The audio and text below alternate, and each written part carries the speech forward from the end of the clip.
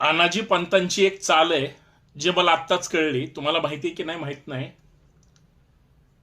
बघा, अख्ख्या गावाला काडी लावणार, कुटुंबात सुद्धा आग लावण्याचं काम करणार, वरून नाम निराळं राहण्याचा प्रयत्न करणार, चेहऱ्यावर मी अजिबात तसला नाही पण अख्खी ठिणगी यांनीच लावलेली असती असं वागणार, आणि दोन चार त्यांच्या गरजेच्या अंधभक्तांना सोबत घेऊन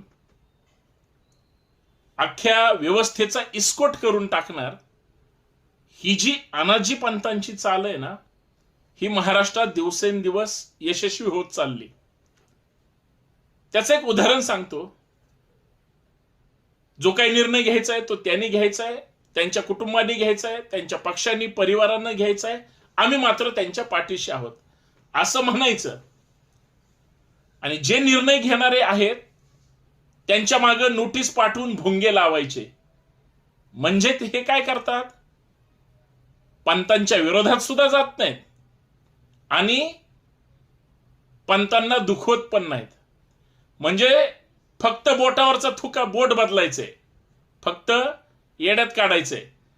ही जी पंतनीती आहे ना, याच्यामध्ये आमचे मराठा बहुजन समाज भोळा बाबडा आहे, प्रामाणिक आहे, वेड्यात निघतो आणि बरोबर केसानी गळा कापला जातो. नाही, केसानी नाही, शेंडीनच गळा कापला जातो असं माझं प्रामाणिक मत आहे.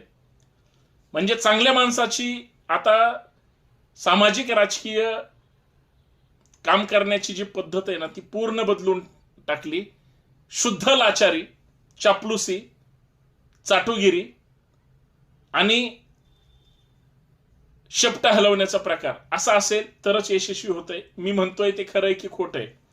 म्हणजे हा माझा आत्ताचा ताजा अनुभव आहे जो मी आत्ता पाहतोय.